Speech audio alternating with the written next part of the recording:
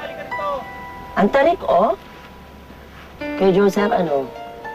Pagpag nga sapatos. Sapat. Ay! Kuya! Ayan na. Halika dito. Ay! Para akong pasyente na. Ay! Tara, na mag-shoes. Hindi na, kahit tinanggal ko na kanina kasi nararamdam mo ko yung ugat ko, nagsusumamo. Oo, baka ngayon, ambulansya ka na sumakay. Sabi, tigilan ko na raw yung ginagawa ko.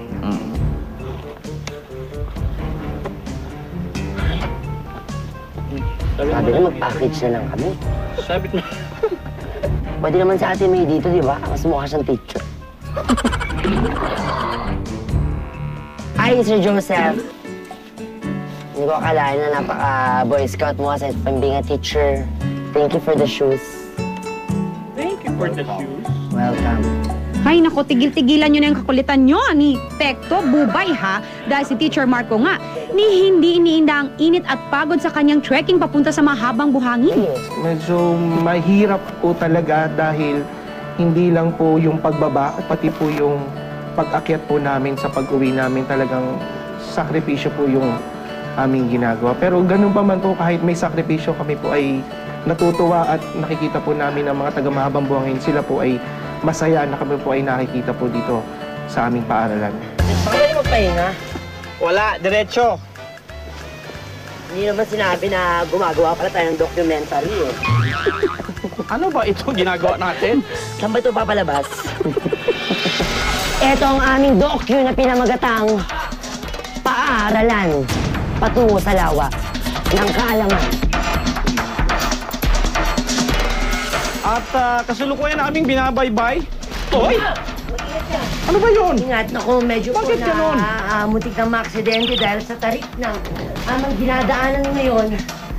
Pero kailangan namin magtuloy-tuloy bago kami abutan ng dilim. Tama. Medyo makitid at masikip ang daanan at puro pababa. Wala kaming makitang tindahan man lang o mainuman ng tubig dahil ganun daw po talaga ang paglalakbay patungo sa eskwelahang iyon. Tama, kailangan namin tiisin para magawa namin at makita ano nga ba ang sitwasyon doon.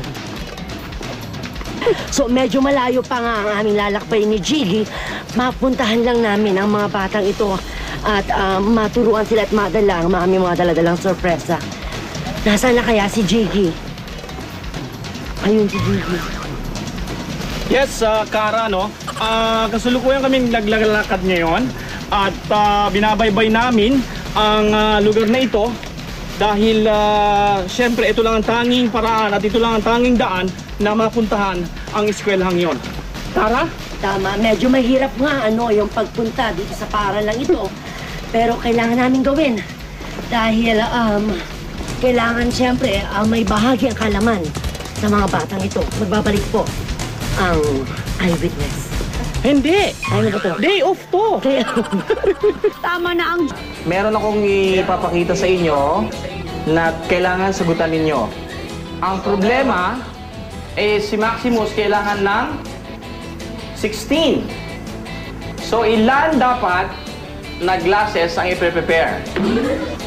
16. So, ilang picture pala ang dapat niyang i-prepare? 4. Tingnan natin kung 4. 1, 2, 3, 4. How many glasses? 16. Very good! Okay. Siyempre, ang ginagamit nung araw, mga very lang yun. Joke. Mga cutouts, ganun lang. Blackboard. Blackboard. Board. Ngayon, pindot-pindot ka na lang. Projector na Sobrang sila. high-tech na. Oo. So, ang laki-laki nila, mas napapadali yung mas mabilis. paraan ng pagtuturo.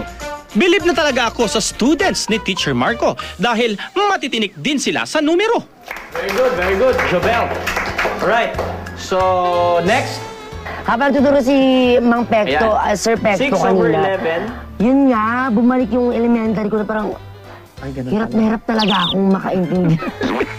So bubong-bubo ako sa sarili ko noon. Para akong nagbe-melt na candle.